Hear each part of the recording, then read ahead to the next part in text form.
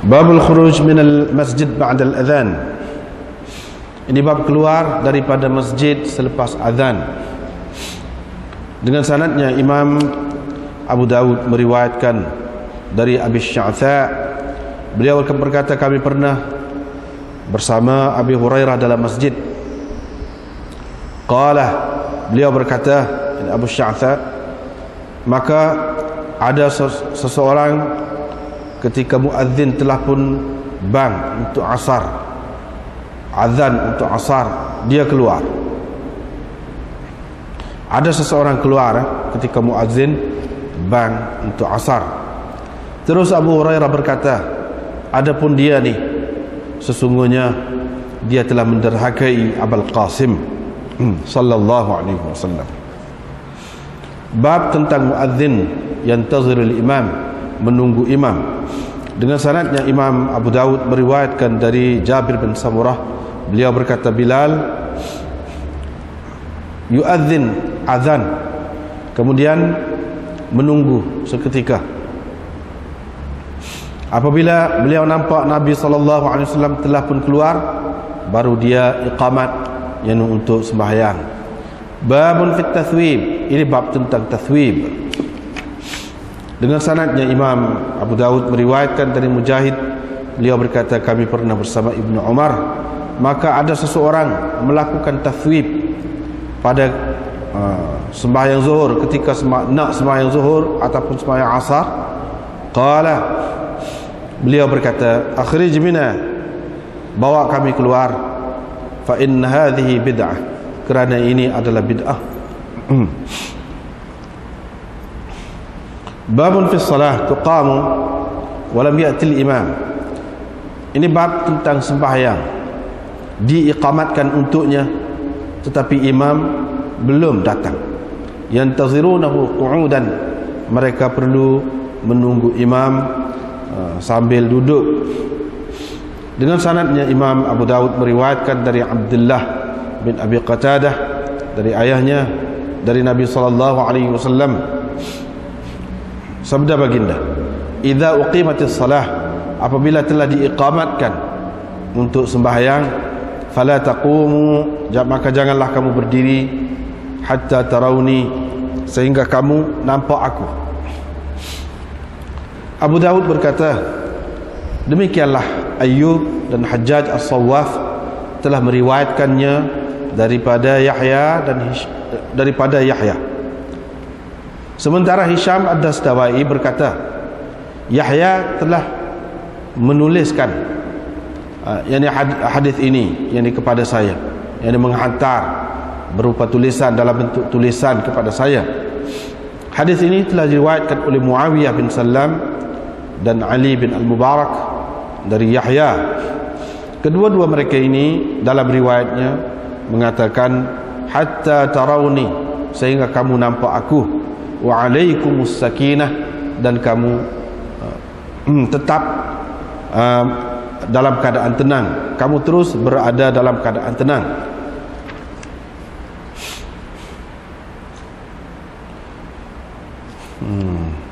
Dengan sanad satu lagi ada diriwayatkan dari Ma'mar dari Yahya bi isnadihi mithlahu, dengan sanadnya tadi juga sama seperti riwayat sebelumnya. Dia berkata, hatta tarawni qad kharajtu, sehingga kamu nampak aku telah pun keluar. Abu Daud berkata, tidak ada orang yang menyebutkan qad kharajtu, aku telah keluar tadi, kecuali Ma'mar. Ibnu Uyainah telah meriwayatkannya dari Ma'mar, tetapi dia tidak ada menyebutkan dalam riwayatnya qad kharajtu, perkataan aku telah keluar tadi. Seterusnya riwayat daripada Abi Hurairah bahawa sembahyang diiqamatkan, bahawa diiqamatkan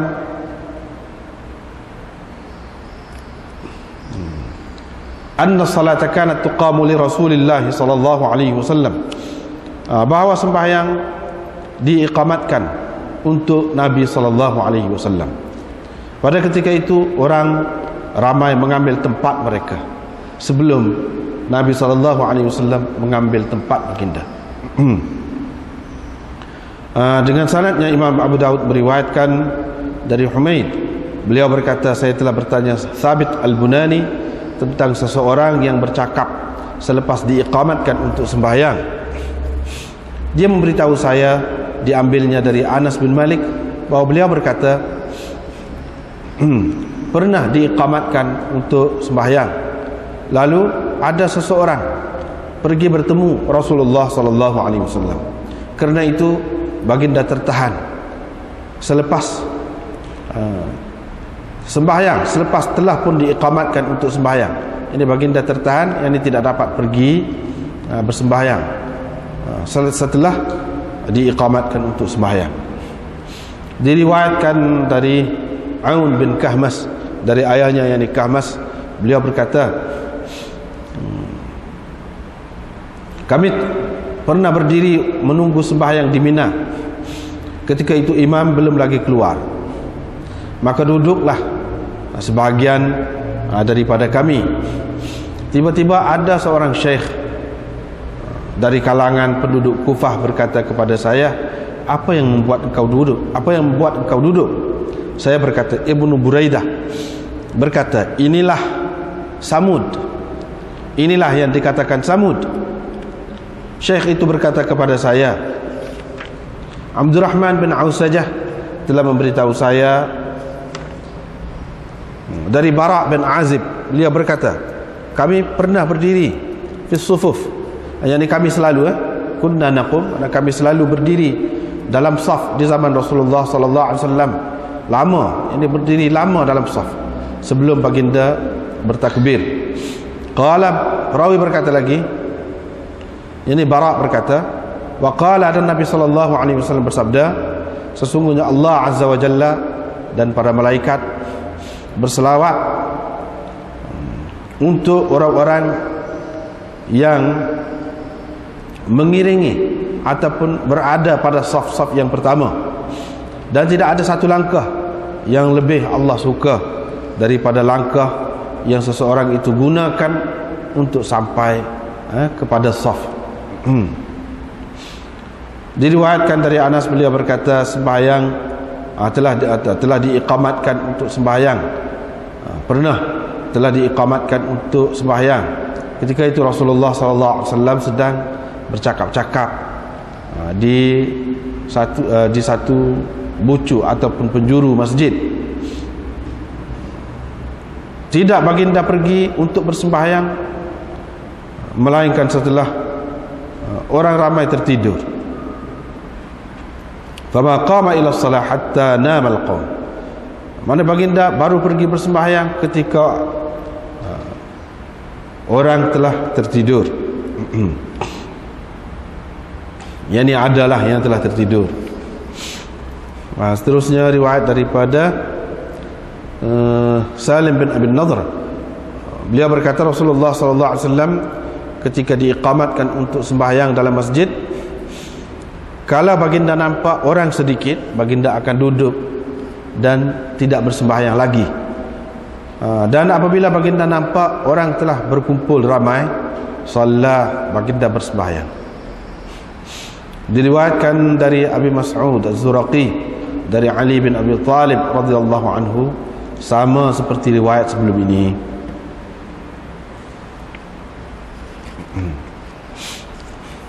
Ini bab keluar daripada masjid selepas azan.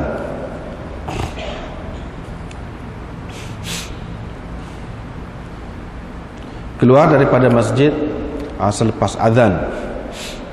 Jadi dari segi hukum dia tu nak ceritanya, macam mana keluar daripada masjid selepas azan. Azan ni dalam kitab hadis ni dia ada dua makna. Satu dengan makna azan tu lah yang kita maklum. Yang kedua, azan tu dengan makna iqamat. Dengan makna iqamat. Maknanya kalau kita ambil azan tu dengan makna azan lah, tak boleh keluar dah. Hak selepas qamat lebih-lebih lagi lah, tak bolehnya. Tapi orang yang mengatakan maksud azan di sini selepas iqamat, maka selepas azan tu masih boleh lagi lah kira-kiranya. Walau bagaimanapun mengikut zahir tajuk yang dibuat di sini selepas azan, bukan selepas iqamah. Walaupun ada juga azan itu dipakai dengan makna iqamah, lebih baik kita pakai dengan makna asalah di sini, iaitu dengan makna azan, bukan dengan makna iqamah. Jadi Imam Abu Daud nak cerita boleh ke tidak keluar, bolehkah atau tidak. Jadi jawapannya tengok tak dalam hadis tu. Jawapannya iaitu Abu Hurairah kata faqad asa Abul Qasim. Dia ni telah derhaka kepada Abul Qasim. Nak derhaka ni mestilah melakukan satu kesalahan, satu dosa. Kalau tidak dikatakan derhaka lagi. Apabila melakukan dosa ataupun satu kesalahan besar lah, barulah dikatakan berdosa ataupun derhaka. Maknanya secara umumnya tak bolehlah keluar selepas daripada azan itu. Tetapi ulama-ulama buat kesimpulan lagi, buat kesimpulan, dan dia buat kesimpulan tu bukan kesimpulan gitu saja, dia berpandukan kepada hadis juga. Yang ni hak kata keluar derhaka gapo ni berdosa saat ni dalam keadaan tidak ada sebarang keuzuran atau sebab-sebab yang munasabah. Kalau ada keuzuran tak apa, walaupun selepas iqamat sekalipun. Termasuk keuzuran itu apa? Nak pergi buang air, sesuatu yang penting lah. Umpamanya Imam Abu Daud sendiri dalam marasil dia, kitab marasil ni biasanya dia letak di hujung Abu Daud. Kitab beza-beza kan, tapi kalau dalam nuskhah hak cetakan di Pakistan tu, jadi hujung tu dia kumpulkan di situ marasil Abi Daud. Dalam marasil Abi Daud ada disebutkan dari Sa'id bin Musayyab bahawa Nabi SAW bersabda gini, la yakhruju minal masjid ahadun ba'da an-nida illa munafiq illa ahadun akhrajathu hajatuh wa huwa yuridu ar-ruju'.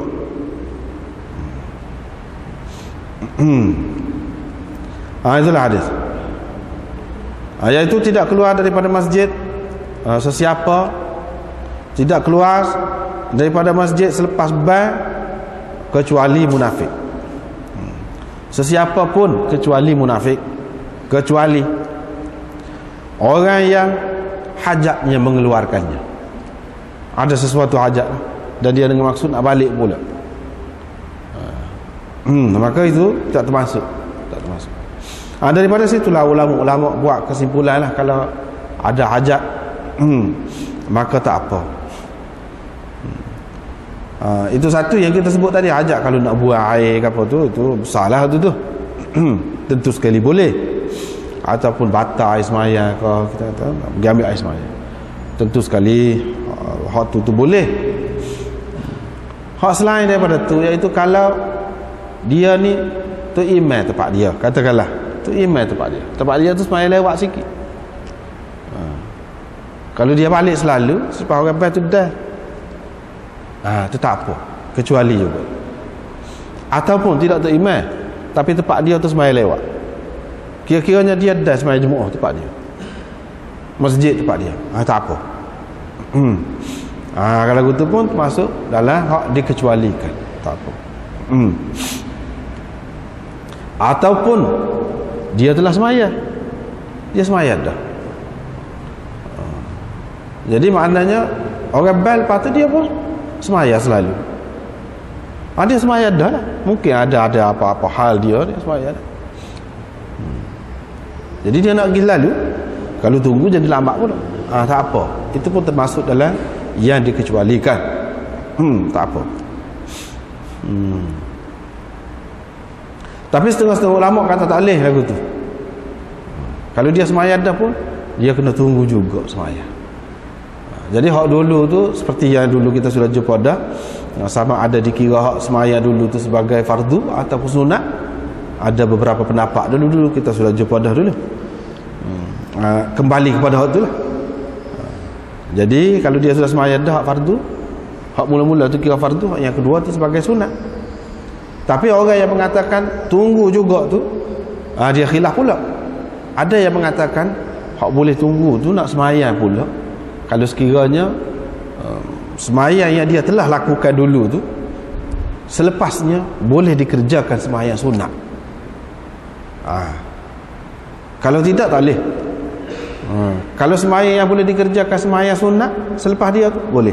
Misalnya zuhur, lepas zuhur ada sembahyang sunat, mana dia sembahyang dah, lepas tu sembahyang lagi, lepas tu dia tunggu pula, dia pun sembahyang pula ramai-ramai. Jadi hak yang kedua tu kita kata kira sunat lah. Kalau kita andaikan kita kira sunat, maka sunat tu boleh. Sebab lepas zuhur. Tapi kalau lepas asar tak boleh, lepas subuh tak boleh. Ni ada khilaf tadi lah. Ada yang berpendapat begitu, ada yang mengatakan boleh berlaku. Jadi kita kata dah dia nak tunggu juga, nak semaya juga, apa ya semaya dulu ya, tak usah semaya lah. Kalau semaya sebagai hak fardu tu lah, semaya sunat tu tak apa. Jadi tunggu semaya lah, dia nak semaya dah, nak tunggu dah. Kecuali kalau dia memang nak tubik. Kalau dia memang nak tubik, tak apalah dia semaya hak fardu pun. Ni lepas tu dia tunggu jadi semaya sunat pula dah, semaya ramai-ramai ke apa makna? Hak moleknya, hak semaya ramai-ramai tu lah hak fardu. Jadi kut mana-mana pun orang yang buat gitu tak molek lah juga. Kecuali kalau dia nak keluar daripada masjid tu lain cerita. Kalau dia nak tunggu juga, bagi orang yang kata boleh pun tidak molek lah. Tidak molek.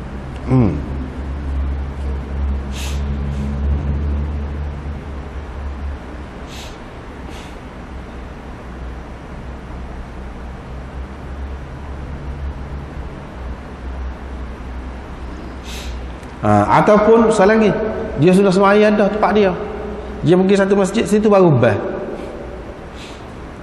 Lepas orang bas sini dia pun nak keluar, tak apa, dia sudah sembahyang dah tempat dia tu, sembahyang awal kita kata, sini sembahyang lewat. Jadi dia tak perlu dia tunggu. Sekiranya dia ada apa-apa keperluan dia boleh pergi.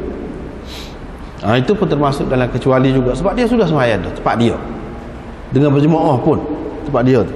Tiba-tiba dia mari sini, orang tak sembahyang lagi.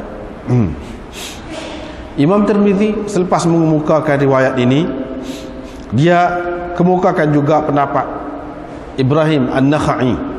Ibrahim An-Nakhai kata yakhruju ma lam ya'khudh al-muadzin fil iqamah. Seseorang tu boleh keluar daripada masjid selagi muazzin tidak iqamah. Kalau dia sudah qamat tak boleh keluar dah. Tak boleh keluar dah. Inilah yang dimaksudkan dengan azan tadi, dia pakai dengan makna iqamat. Hak kata deraka tu iaitu apabila keluar selepas iqamat, dia pakai dengan makna tu.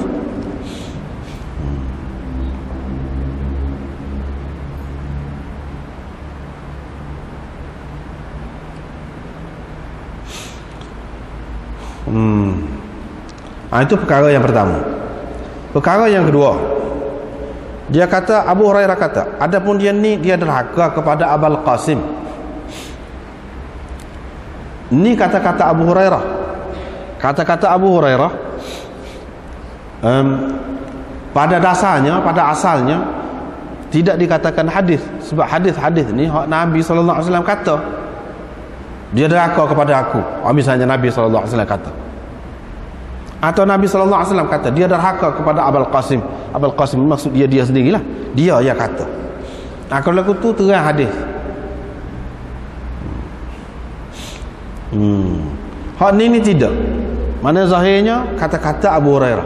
Apakah hak ni mauquf fi hukmil marfu' ataupun mauquf sah? Mauquf maknanya mengikut ijtihad dia. Mengikut ijtihad dia.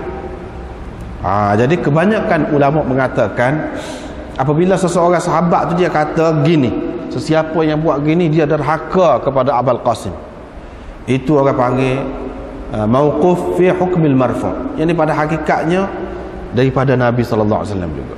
Sebab seorang sahabat dia tak boleh nak ijtihad siapa nak kata deraka kepada Nabi sallallahu alaihi wasallam. Mesti dia ada dengar Nabi sallallahu alaihi wasallam kata lagu tu. Dia tahu Nabi sallallahu alaihi wasallam kata gitu. Barulah boleh dia kata. Maknanya orang ni orang panggil hadis mauquf fi hukmil marfu'. Walaupun mauquf berarti setakat sahabat, tetapi pada hakikatnya kira-kiranya hadis ini adalah sampai kepada Nabi sallallahu alaihi wasallam. Begitu. Begitu juga kalau sahabat-sahabat kata kami diperintahkan supaya buat gini-gini. Kami diperintahkan. Sahabat-sahabat kata. Siapa dia nak perintah kepada sahabat-sahabat? Boleh jadi sahabat juga yang perintah dia. Misalnya khalifah kau, boleh jadi Nabi sallallahu alaihi wasallam. Jadi hak tu nak pakai tu siapa dia yang perintah? Kebanyakan ulama mengatakan bila sahabat kata kami diperintahkan begitu, dia kira Nabi sallallahu alaihi wasallam perintahkan. Itu orang panggil mauquf fi hukmil marfu' juga. Mauquf fi hukmil marfu' juga.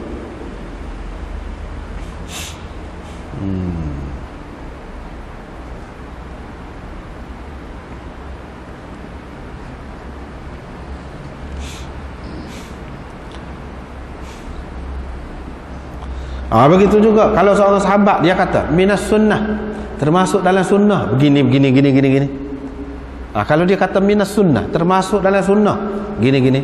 Jadi hak dia kata tu adakah dia kata sendiri ataupun hak daripada Nabi sallallahu alaihi wasallam? Kebanyakan ulama mengatakan kalau dia kata gitu maknanya daripada Nabi sallallahu alaihi wasallam sendiri. Dia tahu daripada Nabi sallallahu alaihi wasallam sendiri. Bukan itu berarti ijtihad dia. Sebab ada juga yang mengatakan boleh jadi ijtihad dia. Dia boleh kata lagu tu.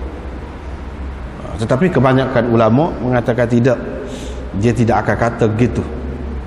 Kalau tidak dia tahu ada Nabi sallallahu alaihi wasallam kata ataupun Nabi sallallahu alaihi wasallam ada buat, barulah dia kata minas sunnah dan yang seumpama itulah.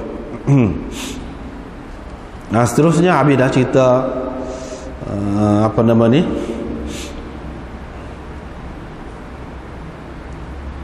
sikit lagi berkenaan dengan keluar daripada masjid tu. Apa siapa deraka tu? Apa siapa deraka tu? Sebab seseorang tu boleh lagi semaya, dia dapat pahala lagi, tidak sia-sia. Tidak sia-sia. Jadi janganlah dia lepaskan peluang itu. Sebab daripada sunnah Nabi sallallahu alaihi wasallam, Nabi sallallahu alaihi wasallam ajarkan supaya orang ni ikut sekali dengan jemaah. Jangan tubik sendiri, semaya sendiri-sendiri. Itu nampak tidak bersatu padu. Sebab tu apa ni dikatakan derhaka. Sebab dia boleh dapat peluang, dapat pahala situ. Mana seseorangnya dia tolaklah hak Nabi sallallahu alaihi wasallam galakkan itu, dia tolak seseorangnya. Itu habis. Lepas tu ada satu perkara dalam sanad dia tu. Masa ni kita bahas isi dulu. Kita nak tengok pada sanad dia. Cuba kita perhatikan. Dia kata Muhammad bin Kathir ambil daripada Sufyan, daripada Ibrahim bin Muhajir. Ibrahim bin Muhajir tu ambil daripada Abi Sya'tha. Siapa dia Abi Sya'tha? Siapa dia Abu Sya'tha? Abu Sya'tha namanya Sulaim, bukan Salim. Sulaim bin Aswad bin Hanzalah Al-Muharibi Al-Kufi, iaitu ayah kepada Ash'ath bin Abi Sya'tha. Ada dinukilkan daripada Imam Ahmad. Imam Ahmad kata dia ni Syekh Thiqah. Seorang Syekh yang Thiqah. Ibnu Ma'in Ijli, Nasa'i dan Ibnu Khirash mengatakan Thiqah. Ibnu Abdul Bar mengatakan, ulama ijma' sepakat mengatakan dia ni Thiqah, boleh dipercayai. Wa qala Ibnu Hazm fil Muhalla. Ibnu Hazm dalam Muhalla dia kata Sulaim bin Aswad majhul, tak tahu siapa dia. Seolah-olahnya Ibnu Hazm tak tahu ya Abu Sya'tha tu, ni lah nama dia yang Sulaim bin Aswad ni, orang tulak. Abu Sya'tha tu dia tahu. Sulaim bin Aswad dia tak tahu. Hak tulun.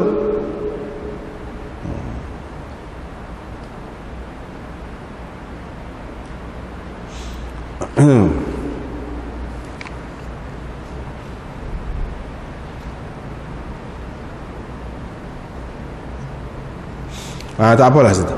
Jadi asal ni nak ceritanya pasal ada dia sebut Abu Sya'tha di sini.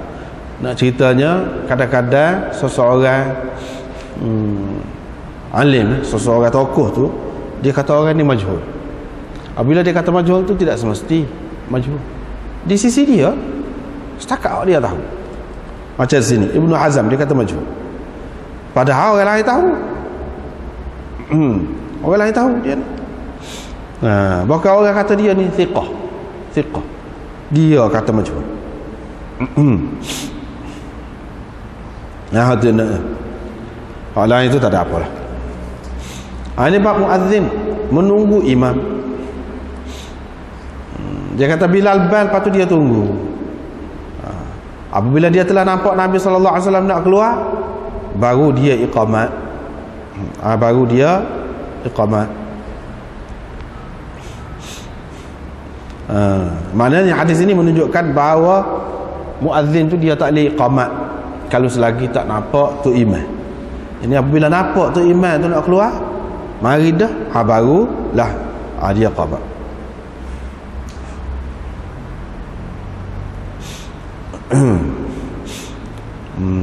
Sebab itulah Imam Tirmizi ketika mengemukakan hadis ni cerita ni dia kata begitulah pendapat sebahagian ahli ilmu. Mereka mengatakan muazzin amlak bil adhan, lebih memiliki, lebih berkuasa terhadap azan. Imam lebih berkuasa terhadap iqamah. Yang itu imam yang lebih berhak. Maknanya bila nak sembahyang tu lambat kau cepat kau apa, imam lebih berhak. Maknanya kena melera tu imam. Bukan tu imam tu kena melera makmum. Apa ni, kena melera muazzin dah. Jadi bila sudah dah kita kata skala 15 minit, skala ataupun 10 minit kalau kita kata. Jadi tu imam ni kena nak melera kau muazzin. Tidak. Tak boleh nak laporkannya qamat ke dia. Tidak gitu. Bahkan muazzin kena tengok tu imam, sebab tu imam lebih berhak dalam hal nak sembahyang. Yang ni untuk iqamah tu lah. Jadi apabila dia tengok tu imam, barulah dia qamat. Gitulah maksudnya.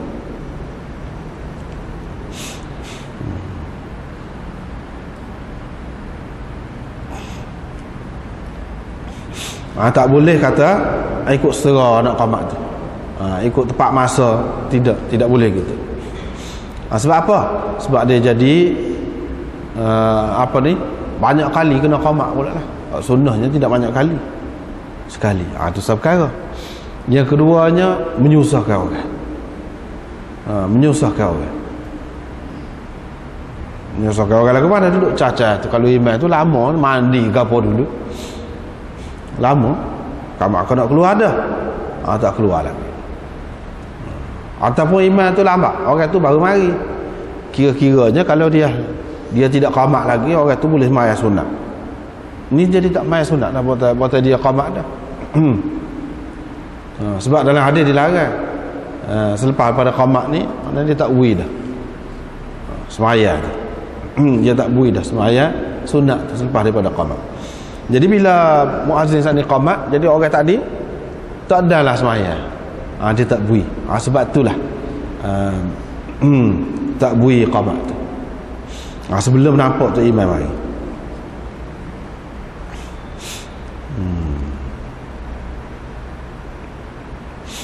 Asal perkara lagi berkenaan dengan sanad. Cuba kita tengok. Iaitu Syababah. Uthman bin Abi Syaibah ambil daripada Syababah. Siapa dia Syababah? Abu Umar Al-Madaini, daripada Khurasan asalnya. Setengah ulama mengatakan namanya Marwan.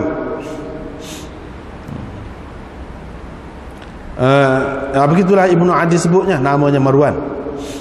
Imam Ahmad kata saya tinggal dia tu, saya tak tulis hadis daripada dia, tak ambil hadis daripada dia, lil irja, kerana fahaman irja, yakni fahaman murjiah,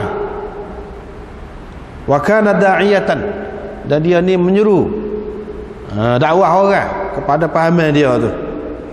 Sebab itu Imam Ahmad tak saya ambil daripada dia, sebab dia ni bukan sahaja fahaman tu, dia dakwah orang.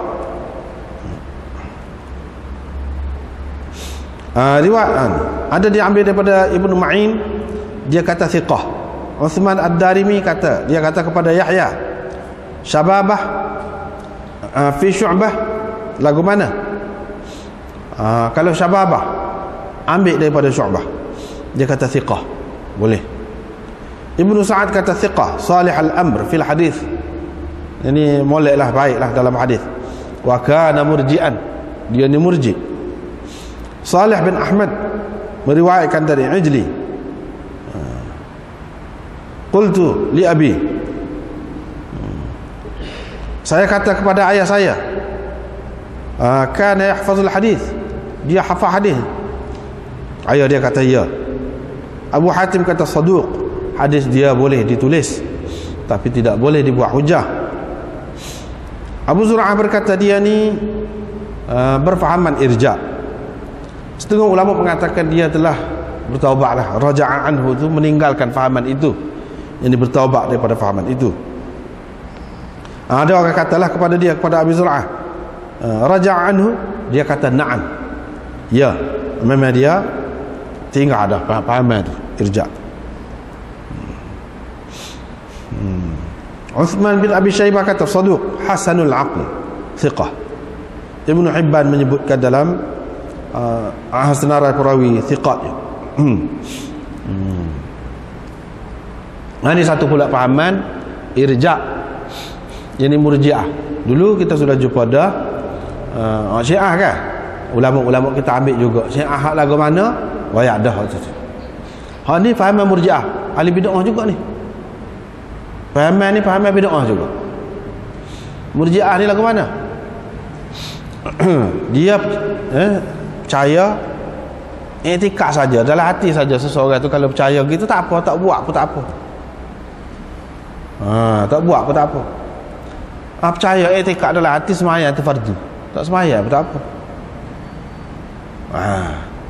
Begitu juga kalau buat maksiat, maksiat ni tidak menjejaskan iman seseorang. Seseorang tu tak masuk neraka, kerana buat maksiat. Itu di antara fahaman murji'ah. Ni sesatlah kalau lagu tu. Siapa kau perekat tu? Kalau siapa perekat tu, ya, sesat. Tapi ada satu golongan orang panggil murji'ah ahlus sunnah. Itu kita kena ingat. Murji'ah ahli sunnah. Murji'ah ahli sunnah ni pada nama saja orang sebut murji'ah. Hak sebenarnya ahli sunnah. Supaya dengan hak syiah ramai hak diterima tu lah. Pada hakikatnya ahli sunnah juga dia tu. Yang ni dari segi akidah hak lain-lain. Dari segi akidah hak lain-lain, ahli sunnah lah juga. Cuma yang bezanya syiah tu seperti yang kita sebut, dia melebihkan Sayyidina Ali daripada Uthman, gitu je lah. Sekadar tu, tidak lebih daripada tu. Hak lain-lain, akidah lain tak ada. Hak tu pun pada hakikatnya ahli sunnah lagi. Itu bab syiah. Bab hak ni pun murji'ah ahli sunnah ni, sampai Imam Abu Hanifah tu pun dipanggil murji'ah. Murji'ah apa? Murji'ah hak sesat tu kah? Dah, murji'ah ahli sunnah ramai lah di kalangan ulama dulu yang disenaraikan sebagai murji'ah. Pada hadiah tu bukan murji'ah pun, imam ahli sunnah. Tetapi sebab apa dipanggil murji'ah? Ketika tu ginilah, moga misalnya kita kata dalam suasana murji'ah tu kuat, mana kalau ada bau-bau orang cak selalu. Supaya apa? Supaya orang takut, tak sih terima benda tu. Dah berhati-hatilah orang, jadi berhati-hati, tak sih terlibat. Kalau terlibat tak sih diterima dalam ilmu dia. Tu dia cara pada masa tu. Jadi demon ni hak Murji'ah ahli sunnah ni dia kata kana? Dia kata Imam Abu Hanifah dan orang sependapat dengan dia, iman itu iaitu tasdik dengan hati. Amalan itu bukan juzuk iman. Iman itu basit, bukan murakkab. Itu fahaman dia. Iman itu basit. Mana sah hakikat iman? Iaitu i'tikad dengan hati. Tasdik bil qalb. Ataupun ucap dengan lidah. Buat perintah Allah SWT dan sebagainya, meninggalkan larangan itu tidak termasuk dalam juzuk iman. Itu fahaman dia. Iman bukan murakkab. Iman bukan terdiri daripada 3 perkara dak. Percaya dengan hati, ucap dengan lidah, buat dengan anggota. Tidak. Tapi yang dimaksudkan iman itu iaitu i'tiqad dengan hati. Itu kata mereka. Jadi seseolahnya ulama-ulama yang mengatakan iman ini iaitu gabungan 3 perkara tadi. Apabila kita kata gitu, iman ni hak dalam hati saja. Bila sudah ada dalam hati ni iman dah, tak apa dah lah. Hak lain-lain tu tak beramal, tak apa pun. Ada orang yang mengambil kesempatan gitu. Adapun imam-imam besar yang mengatakan bukan juzuk iman, hak tadi tu ucapan ataupun perbuatan tu bukan juzuk iman, dia tetap beramal seperti orang lain juga, tetap menjauhkan diri daripada dosa supaya, cuma dia tidak kata itu juzuk iman. Juzuk iman tidak. Bahkan dia kata itu adalah hasil ataupun buah iman. Apabila seseorang itu beriman, dia akan bercakap lah, dia akan ucap lah, la ilaha illallah Muhammad Rasulullah, dia akan ucap. Apabila seseorang itu beriman, dia akan bertasbih, dia akan buat apa-apa yang Allah SWT suruh. Apabila seseorang itu beriman, dia akan sembahyang waktu suruh, dia akan puasa dan sebagainya. Itu adalah hasil iman, bukan juzuk iman. Tu yang beza dia. Setara tu pun dicap dah Murji'ah. Takut-takut orang mengambil kesempatan. Dah bila kata iman ini hak dalam hati, dah hak dalam hati ada dah, ikutlah kita buat luar ni tak apa. Hak kata Murji'ah ahli sunnah tadi pun dia tak terima juga lagu tu. Dia pun kata kena beramal serupa dengan orang lain. Itulah yang dikatakan Murji'ah ahli sunnah.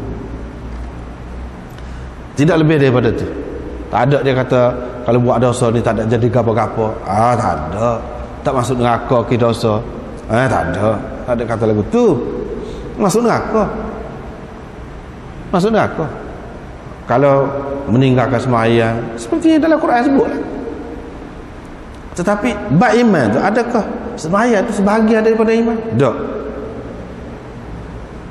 Ucapan tu sebahagian daripada iman? Tidak. Sebabnya kalau orang hak bisu tak boleh kecek. Dan dia tak sebut, jadi tak beriman lah dia. Dan bukan itu juzuk. Kalau juzuk buat sebahagian, maknanya juzuk yang tidak boleh dipisahkan. Satu yang membentuk iman itu.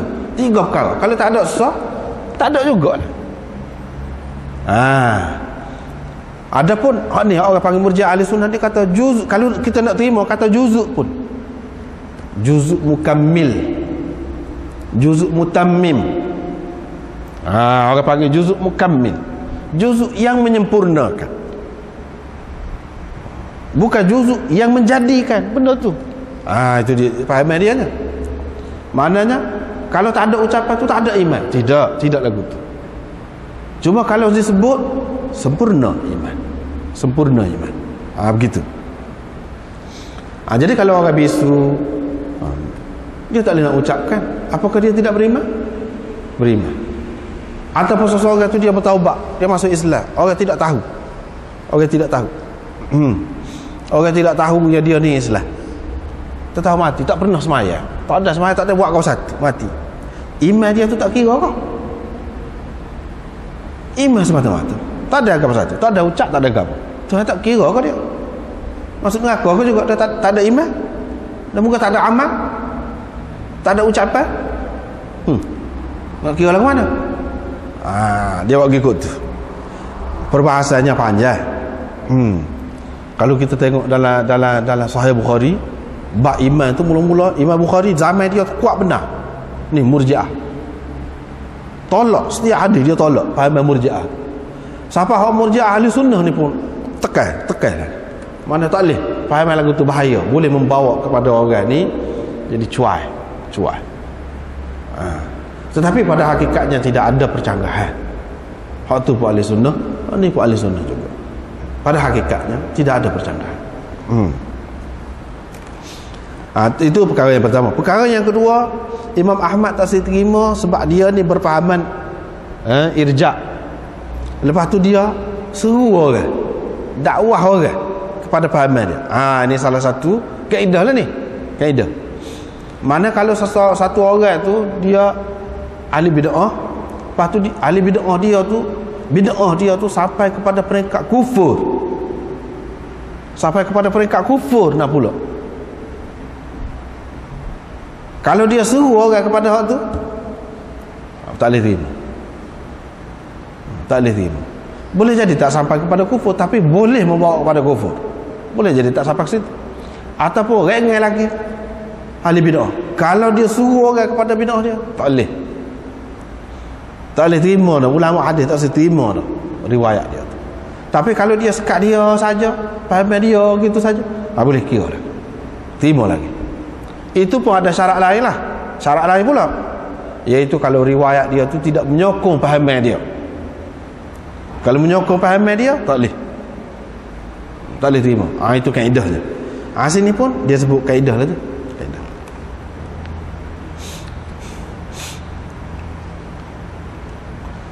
Lepas tu ada yang mengatakan dia ni bertaubat dah, dia ni gitu-gini, tak apalah.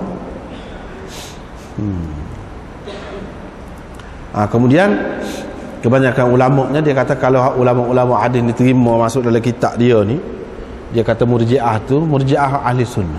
Sebab kita kata tak adil. Kalau lah dia ni dikatakan irja' pun ahli sunnah. Kalau dia dakwah pun dakwah kepada fahaman lagu tu. Tetapi oleh kerana umum, istilah tu umum, dia pakai umum. Jadi setengah-setengah orang yang tak faham tu dia kata fahaman Murji'ah pun ada dalam kitab-kitab ahli sunnah. Murji'ah lagu tu. Seperti kita cerita tadi, lagu tu pun diterima juga. Tak ada. Kena bukti dulu. Murji'ah mana? Kalau Murji'ah lagu tu tak ada terima. Kecuali dalam keadaan dia tidak tahu, boleh jadi. Kalau selagi dia tahu, dia tak akan terima kalau lagu tu. Bahaya Murji'ah ni. Kalau berleluasa, bahaya. Sebab apa? Misalnya kita katakan tempat kita ni kan terbendung kan. Sebab apa? Kita pegang cara ahli sunnah. Tak boleh cara lain. Faedahnya apa? Misalnya kalau berlakon, dapat kau nak berlakon jadi Fir'aun pun buat apanya? Katalah saya gini sebab Fir'aun kata. Apa lah? Kalau dia nikah anak dia pun tak ada apa. Kalau nikah anak dia pun bukan berlakon. Gua main-main. Bukan hati kata, hati tak kata. Tidak rela, hati tidak sengaja. Dapat kata. Lepas tu kalau berlakon jadi orang kafir pun tak apa juga. Semua tu pekong. Bukan perbuatan zahir tidak menjejaskan iman. Apa-apa. Itu bahaya. Nikah dengan orang kafir pun tak apa juga. Orang kafir, orang Islam nak nikah dengan orang kafir tak apa. Moga tak nak jadi masalah. Hak tu hak zahir berlaku. Tu tak kira tu. Tu kira atas hati. Main waktu saja bahaya. Tak boleh pergi kan lagu tu. Dan pahaman yang seperti ini banyak ada di luar-luar negeri. Walaupun tidak secara kumpulan, atas nama kumpulan, tetapi diamalkan di mana-mana oleh orang-orang Islam. Ada yang mengakui Islam tu, ada yang mengamalkan begitu. Dia kira tak apa berlaku. Semua patung pun bukan semua sungguh dapat kau berlaku. Kita kata misal tak boleh, kita ahli sunnah tak boleh. Itu pentingnya kalau kata iman itu dia qaul, tasdiq bil qalb, qaul bil lisan, amal bil jawarih. Tiga-tiga ni penting, tak boleh pisah, tak boleh main-main. Tak boleh main-main. Itu pentingnya. Baru kita nampak faedah dia. Kejap, kemah.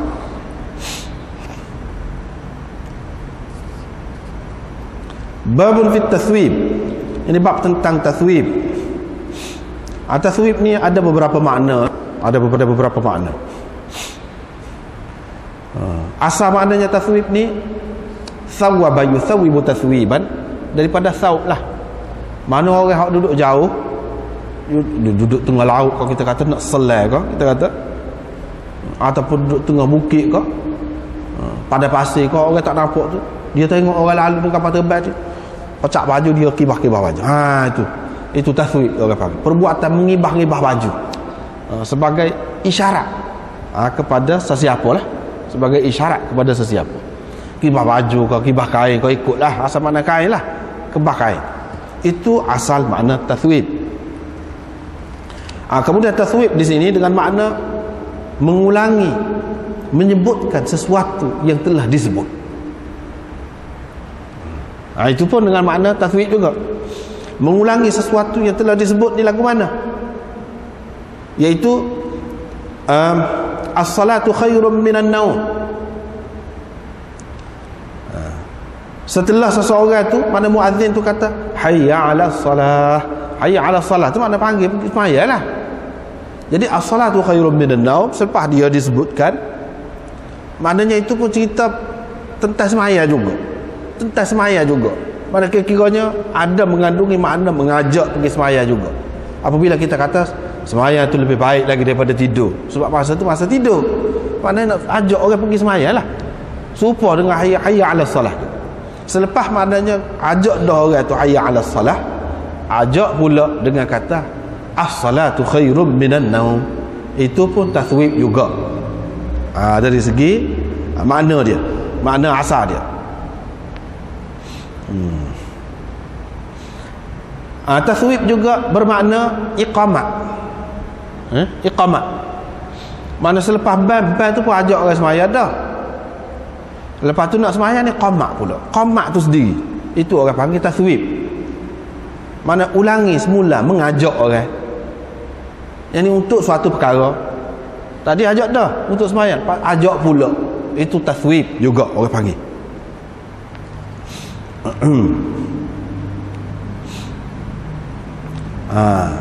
Dua-dua tathwib yang kita sebut sini tidak bercanggah. Bukan bid'ah, bukan bercanggah dengan ajaran Nabi sallallahu alaihi wasallam. Bahkan ada daripada dulu, daripada zaman Nabi sallallahu alaihi wasallam sampai kepada zaman kita ini. Ada semua. Itu tidak bid'ah. Hak dalam hadis disebutkan Ibnu Umar bila orang tathwib, satu orang itu tathwib pada ketika nak sembahyang zuhur ataupun nak sembahyang asar, dia pun kata, "Wah, keluar aku ni daripada masjid ni, tak saya sembahyang sini. Tak saya sembahyang sini." Dia kata bid'ah ni. Bid'ah tu hak mana tu tathwib tu? Orang tu melakukan tathwib hak mana? Bukan hak tadi. Bukan hak tadi. Sebab hak tadi memang zaman Nabi sallallahu alaihi wasallam, teruslah sampai ke zaman kita ni pun duk buat lah betul. Dan tidak salah, tidak bid'ah. Jadi hak mana hak bid'ah ni? Kalau kita perhati kepada hadis ni, kan, cerita ni tu, dalam zuhur dan asar. Dalam zuhur dan asar, maknanya bukan dalam semaya. Yang ni dalam bal lah, dalam bal zuhur. Kita kata bal zuhur tu nya tambah. Lepas pada hayya 'ala salah, hayya 'ala falah tu nya tambah as-salatu khairum minan naum. Katakanlah. Tu lah bid'ah. Mana zuhur ada kata as-salatu khairum minan naum? Walaupun mungkin orang tidur juga pada waktu zuhur. Mungkin orang tidur juga negeri hak panas kan. Musim panas, orang biasa tidur zuhur pada waktu. Tapi tak boleh nak tambah mana-mana. Sementara kalau orang umumnya orang tidur, kita pun nak kata as-salatu khairum minan naum ketika zuhur atau ketika asar. Tak boleh. Sebab apa? Nabi sallallahu alaihi wasallam tak pernah buat, tak pernah ajar lagu tu. Itu tathwib hak tak boleh. Hak tak boleh. Iaitu ucapkan apa nama ni? As-salatu khairum minan naum dalam bab selain daripada subuh. Itu satu bentuk tathwib yang tak boleh, bid'ah. Satu lagi bentuk tathwib yang bid'ah, Apa? Iaitu tengah-tengah antara ba dengan qamak tu, dia ucap lagi ucapan lain.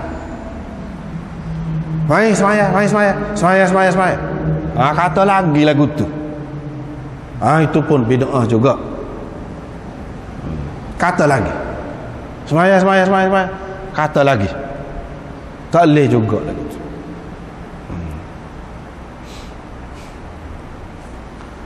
Itu termasuk dalam bid'ah. Ataupun ucapan-ucapan lain lah. Dia isyarat lah. Isyarat kepada panggil lah. Tidak semesti ada ucapan pun. Misalnya dia berdah kau. Dia buat gitu. Isyarat. Saya buat gitu tu, saya panggil tu. Tak boleh buat lagu tu. Bid'ah juga. Kalau lagu tu pun. Tidak nanti ucapan. Tak boleh berlaku. Itu dua macam. Yang ketiganya, hak tidak ada sunnah lah. Hak tidak ada sunnah semaya-semaya, hak tidak ada sunnah qamak. Kita pergi qamak. Itu pun taswib lah. Tak boleh lagu tu. Tapi hak tu makna tu agak jauh sikit lah. Agak jauh sikit. Hak lebih dekatnya taswib yang tidak dibenarkan, iaitu taswib yang muhdath, yang baru. Iaitu dalam bab hak bukan bab subuh, kata as-salatu khairun minan naum, hak tu bid'ah. Jelas bid'ah. Tak boleh. Ataupun perkataan lain lagi lah. Hak tidak ada dalam asal perkataan azan itu. Ditambah.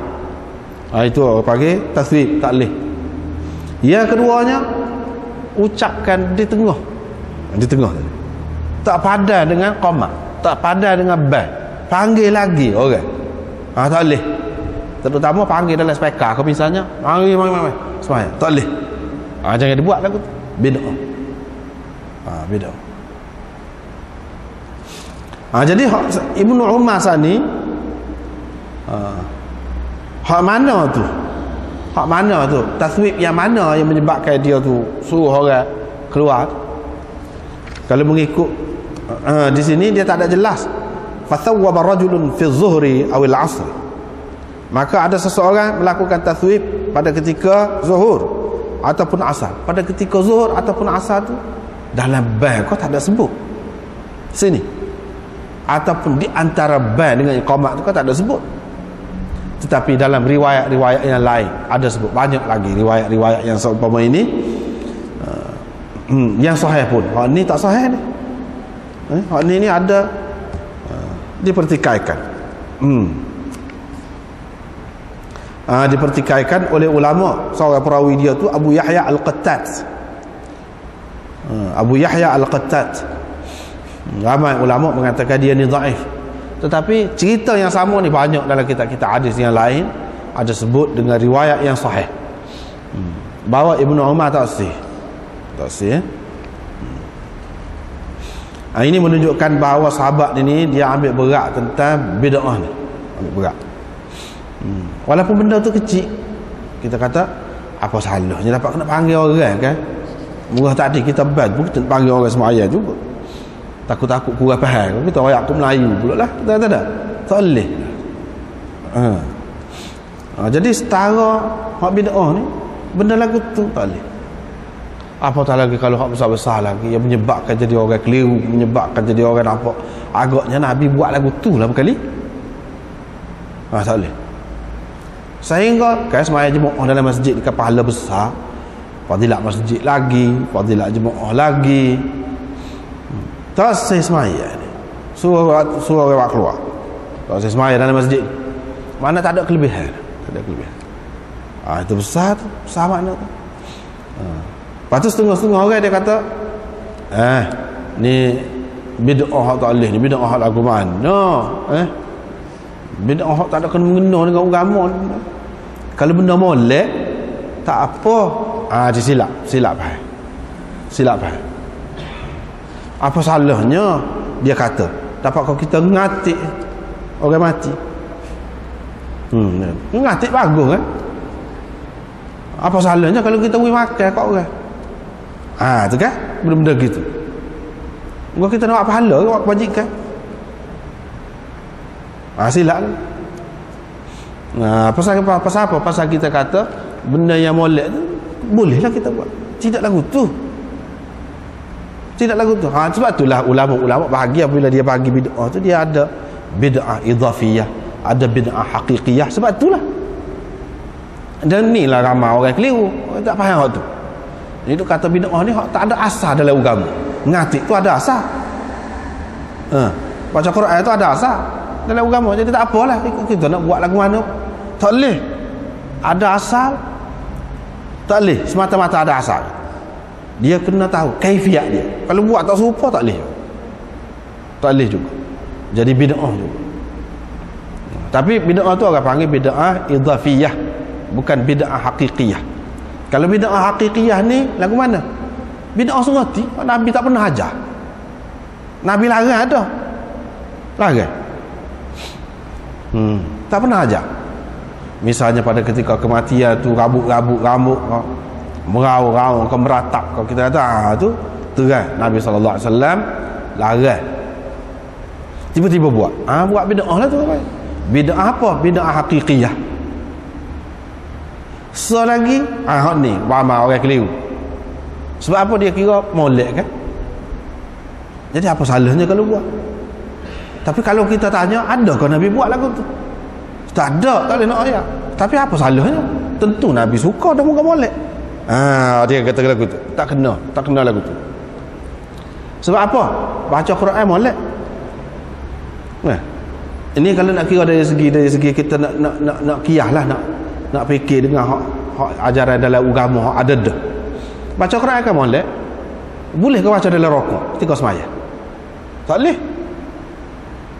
Dalam sujud, padahal sujud tu tempat paling hampir dengan Allah SWT lah, ketika paling hampir, boleh ke? Tak boleh. Kenapa tak boleh? Dah molek kan? Apa tak boleh? Tak boleh. Dia ada tempat dia. Tempat-tempat tak boleh. Supaya juga kita diajarkan tasbih sebanyak sekian-sekian. Kalau kita berlebih, ada kita kata dah tasbih berapa tasbih, kita banyak sikit lagi lah, molek lagi wis 100. Subhanallah 100, alhamdulillah 100. Bid'ah juga. Sebab apa? Sebab Nabi tak ajar lagu tu. Lepas sembahyang tu 33, tu 34. Apa kita kata 34? Tak boleh dah dia ajar lagu tu. Kita tak boleh mana-mana. Bid'ah juga jadi lagu tu. Bid'ah juga. Sebab tu orang kata apa salahnya muka molek, tak boleh kira lagu tu. Banyaklah. Sebab tu lah kalau kita tengok bukan hak ni saja, banyak lagi contoh-contoh dalam hadis yang lain. Sebab itulah ada orang tu dia nak sembahyang sunat sebelum pada sembahyang raya. Sayyidina Ali larang sembahyang. Apa dia kata takkanlah Allah SWT akan seksa saya kerana sembahyang. Sayyidina Ali kata Allah SWT akan seksa kamu dengan sebab kamu buat tak serupa dengan hak Nabi SAW. Padahal sembahyang kita kata apa salah sembahyang. Sebab orang tu kata, tapi apa yang sahabat tak faham lagu tu? Sebab dia tak pernah tengok Nabi SAW. Jadi bid'ah walaupun sembahyang. Kan kita faham belakang kan? Dan Nabi SAW larang lepas sembahyang asar tak boleh sembahyang. Tak boleh. Tu kita kata dia muka dia larang. Kalau dia tak larang, tak apa lagi. Tak boleh. Itu termasuk dalam bid'ah idhafiyah. Orang panggil. Mana kalau dia kira dari segi asal tu tidak bid'ah. Asalnya sunnah. Tapi sebab kita ubah kaifiat dia, cara dia, dia jadi bid'ah juga. Tak boleh lagu tu. Dan ini merubah juga rupa bentuk agama.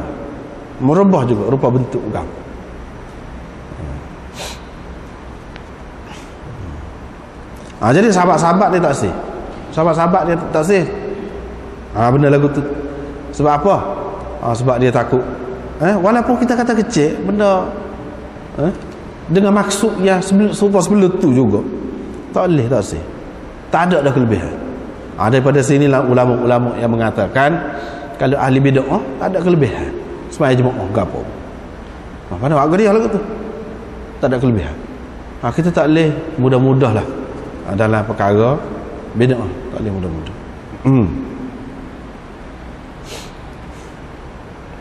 Ada juga maknanya hak Nabi SAW tidak tentukan. Hak tidak tentukan tu tak apa, baca-baca Quran. Baca masa mana pun tak apa. Boleh tidur tak apa. Hak tu umum, Tapi hak tidak lagu tu tak boleh. Ataupun yang disebutkan dengan sesuatu kaifiat, dengan sesuatu cara. Tiba-tiba kita buat lagu lain, kita itu tak boleh. Adapun kalau baca Quran tak apa, boleh jalan tak apa. Boleh tidur tak? Macam masa mana tak apa. Hak tidak terikat dengan masa. Tapi ada juga tak boleh terikat dengan masa, terikat dengan keadaan. Ada juga. Hak tu kita kena tahu. Mana kalau kita buat tak serupa dengan hak tu, maka boleh jadi bid'ah. Apabila bid'ah ni kak, tak boleh lah, dia ada penyakit lah, ada penyakit. Sebab kita kata bila-bila kita makan hak sihat, makanan-makanan yang menyihatkan, kita makan juga makanan-makanan yang merupakan racun lah kepada kita, yang membahayakan kesihatan kita. Tak boleh, tak boleh. Itulah bahayanya bid'ah. Jadi sahabat-sahabat dulu sampai gitu sekali. Tapi kadang-kadang kita apabila kita sudah biasakan dengan suatu cara, tu yang bahayanya. Kita duduk berasa orang yang tidak buat cara kita tu tak betul. Itu lagi bahaya. Lagi bahaya. Orang yang tidak buat cara kita tu tak betul. Kita duduk berasa kita tu betul. Lagi bahaya.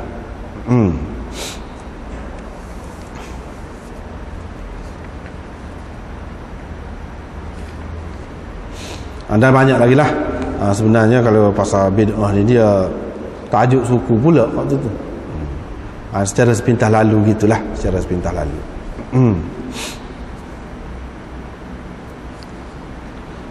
Babun fi salati tuqamu wa lam ya'ti al-imam yantazirunahu qu'udan.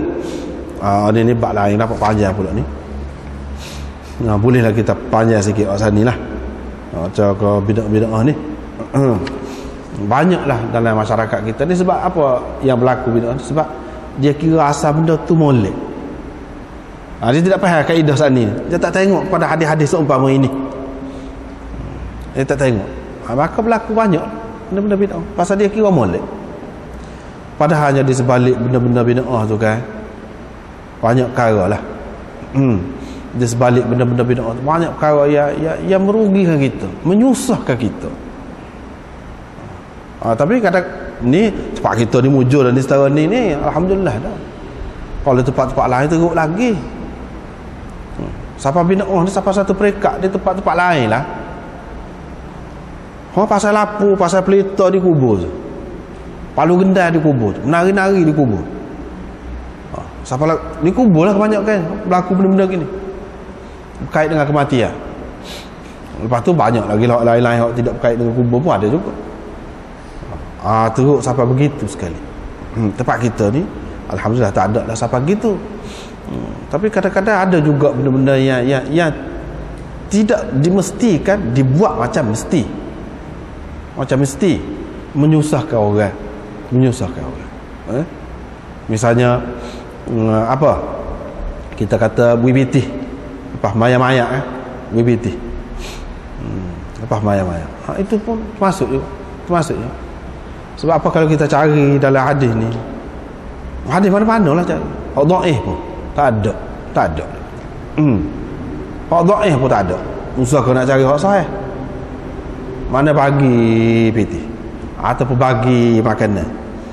Adapun kita ni nak lari daripada PT tu, kadang-kadang kita buat nasi lauk ada, nasi buku, buis buku. Orang hak kenyang dah, nasi buku lagi. Itulah. Jadi menyusahkan orang ramai. Hak ada PT tu boleh kira lah, tak apalah. Hak tak ada PT, setengah-setengah tu. Banyaklah kita dengar ceritanya. Siapa buta selah, malu kau orang nak melerah tu, nak melerah. Jadi buat tu semua tak ada ikhlas. Orang hak kata kalau boleh tu pun dia pun kata juga kalau ikhlas. Dan kalau tidak ikhlas nak boleh laku mana? Tapi ada juga orang yang dia nak menegakkan cara dia tu, dia kata kalau tidak ikhlas pun boleh juga. Susahlah kita nak kata lagu mana. Kita tidak, orang tu orang mari mayak-mayak tu dia nak pitih lah misalnya kita tu. Itu hadiah. Kita ikhlas dah kata dia, boleh lah juga. Dia bagi kot. Jadi kan jadi bubuh agama. Jadi susah. Tak ada faedah. Waktu buat kebajikan, dia kata adalah Nabi SAW ni buat makan orang mati ke apa. Nabi SAW pun ada pergi. Hadis Abu Daud ni juga. Hadis Abu Daud. Dia tidak mengaji Abu Daud molek. Adalah hadis Abu Daud lah. Ada keluarga dia bini si mati tu panggil pergi makan rumah dia. Nabi pun pergi makan. Tu silap. Dalam Abu Daud ni kalau kita tengok ni syarah dia apa Abu Daud, hadis itu adalah hadis tidak mahfuz. Semua ulama hadis kata lagu tu tidak mahfuz. Hadis itu kalau kata isteri si mati tu bukan isteri si mati, ada seorang perempuan panggil. Seorang perempuan panggil. Hak tu betulnya. Bila dia balik tu ada seorang perempuan panggil pergi makan rumah dia pergi lah, biasalah. Bukan keluarga si mati tu, bukan isteri si mati tu. Ada sebut isteri si mati tu imra'atu da'im imra'atihi dalam Abu Daud. Tu hadis itu tidak mahfuz. Semua ulama hadis kata lagu tu. Hak betulnya da'im imra'atin, tak ada imra'atihi tu, tak ada. Da'im imra'atin. Marilah satu orang yang dihantar oleh seorang perempuan ajak Nabi SAW pergi rumah dia makan. Tak ada apa. Kalau iya pun kita terima. Kalau lah ada, kalau iya pun berapa kali selama sahabat lain apa tak buat. Itu bahaya juga. Mana kita ambil saja kita tak tengok sekian ramai sahabat lagi. Lepas tu keliru ulama. Kita kena pakai ulama hadis. Ya, hadis tu lagu mana tak boleh pakai dah tu. Tak ada adalah hak lain. Sama sahabat ni mati semua ke? Apa ya tak buat lagu tu? Dah kalau ada kelebihan. Nabi SAW sendiri pun ada juga anak-anak dia mati. Apa ya tak buat? Tak ada sahabat sebut. Benda lain ada sebut belakon ni. Ada sebut belakon. Cara duduk semaya pun ada sebut. Cara duduk semaya kecil-kecil pun ada sebut. Apatah lagi benda lagu ni. Mati semua. Apa tak ada? Jadi setengah-setengah orang dia suka ambil hak pelik-pelik lagu tu. Tapi sekarang ni jadi kalau kita tidak buat orang kata pelik. Hak sebenarnya hak ikut tu pelik.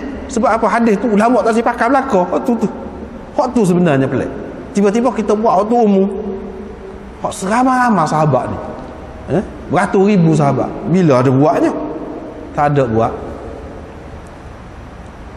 Tak ada buat. Itu kita buat jadi umum. Bahaya.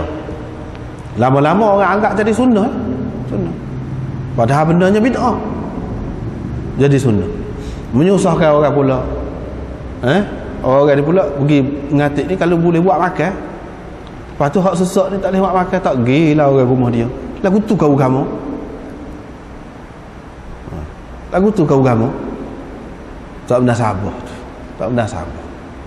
Banyaklah mana kalau kita belajar dalam hadis ni kita akan jumpa benda-benda lagu tu. Yang mana orang kita ni kadang-kadang dia ambil sah hadis. Hak sah tu pun hak dhaif. Hak sah tu pun ada hal dia sendiri. Orang panggil dalam istilah hadis waqi'atu hal la umuma laha. Satu peristiwa khusus yang tidak boleh kita umumkan untuk semua orang. Tiba-tiba dipakai untuk umum. Tak ada makna semua. Tak ada makna. Jadi bahaya pula pergi ke lain pula. Jadi lagu lain pula yang berlaku dalam masyarakat ni. Gitulah asalnya. Sebab longgar, kenda. Cuba kalau buat sebab Ibnu Umar. Tak berani. Kenda lah. Mula-mula dia kata Nabi pacuk. Ambil pelepah taman tu belah. Alik nisa. Tu je asalnya. Lalu muka pelepah taman tak ada. Malaysia ni pelepahnya. Belahnya. Pelepahnya. Pacuk dua. Hak lain mari pula dia kata apanya? Dan Nabi SAW kata selagi tak kering. Mana kalau selagi tak kering terpaksa. Kalau lagu tu tak salah ambil hak pelepah lah. Hak luruh tu ambil pokok tu tanah. Ada pula buat lagu tu. Lepas tu ada pula ambil hak warna abang pula. Tabur bunga lah kita. Jadi sebuah Hindu, jadi sebuah agama lain. Dan bukan bau. Itulah akibatnya kalau kita lock kita. Jadi lagu tu. Padahal kita kena tengok gini, kalau iya apa? Memang sahih hak tu, sahih. Hadis tu hak belah, pelepah. Pacak tu. Tapi Nabi pacak belaka kau sekubur sahabat-sahabat dia hak sekian ramai mati tu. Dah. Dia pergi situ juga, sebab tak dia juga. Tidak. Seorang tu. Dua orang tu. Dan dia sebut dosa dia gini. Dosa. Nabi SAW tahu. Dia dosa. Pahak lain Nabi SAW tak berubah, tak dosa kau lain. Muskil tu juga tu. Muskil. Dia maha tak, dia tahu. Allah SWT beritahu ke dia.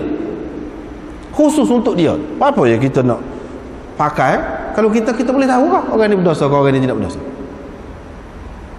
Nabi SAW sendiri pun tidak berubah semua. Lepas tu dia sebut orang ni dia berdosa. Mudah-mudahan janganlah syafaat dia, dengan syafaat dia berkait dengan dia tu. Bukan kena mengena dengan kita. Tak ada kena mengena dengan kita. Sebab itulah ada hadis yang menyebutkan ini syafaat Nabi SAW untuk dia. Syafaat. Tak ada kena mengena dengan kita. Kita mana boleh.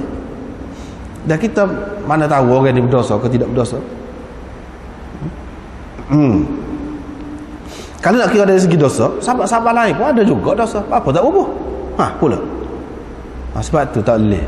Akibatnya belanggar tu sekarang ni ada hak tabur bunga lah macam-macam. Sirai, air mawar. Itu semua bid'ah. Bid'ah belaka. Tak ada dalam sunnah. Tak ada dalam sunnah. Hak bubuh air, curah air, ada. Tapi curah tu adakah satu sunnah yang tetap mesti? Tidak juga. Tidak juga. Curah tu nak suruh kemas sikit. Gitu je lah. Bukan ada air tu ada kelebihan ke apa, tak ada. Kalau tak curah pun tak apa. Dah hujan dah. Curah ke dia? Gitu. Jadi apa kita kata daripada air, baik air mawar. Lagu tu. Apa salahnya kalau kita buat benda molek? Akibatnya pergi jauh. Itulah tak boleh. Benda-benda tu bahaya. Itu hak kubur. Lepas tu hal lain-lain ke apa benda yang tidak ada asas dalam masyarakat kita. Misalnya bulan Sura tu ada bulan tu saja. Tak tahu satu kau buat tu pun. Sehingga nak beli kakah. Awas Sura kalau bulan lain pun payah. Kedai tu tak ada apa-apa jadi lagu tu. Padahal Sura tu sebuah kuih lain jugalah. Buat sebuah kuih lain lah. Jual kedai tu bila-bila masa saja. Senang orang nak makan. Alangkah baiknya kalau lagu tu. Ini dia ada musuh i'tiqad juga tu. Apabila dia kait dengan bulan. Dia kalau tak buat jadi rasa tak sedap lah. Tak usah kalau buat bulan lain tak jadi apa-apa tu lagu tu. Tak ada asas semua tu. Apabila kita buat dengan tetap, dengan anggapan itu adalah sebahagian daripada agama, bid'ah lah jadi. Bid'ah. Kalau kita buat apa-apa kuih apa tak jadi masalah. Jangan anggap lagu tu. Ni apa ya bulan tu apa? Lepas tu surah pula tak serupa tu pula. Negeri lain surah lagu lain pula. Surah dia macam bubur lambak gitu, setengah-setengah negeri. Ada juga. Jadi itu semua tu tak perlulah menyusahkan diri. Kita berasa kadang-kadang kita buat kebajikan sebenarnya tak ada gapo. Tak ada gapo-gapo. Hak bimbangnya boleh dosa. Tak ada pasal-pasal. Kita anggap agama buat benda tu boleh dosa.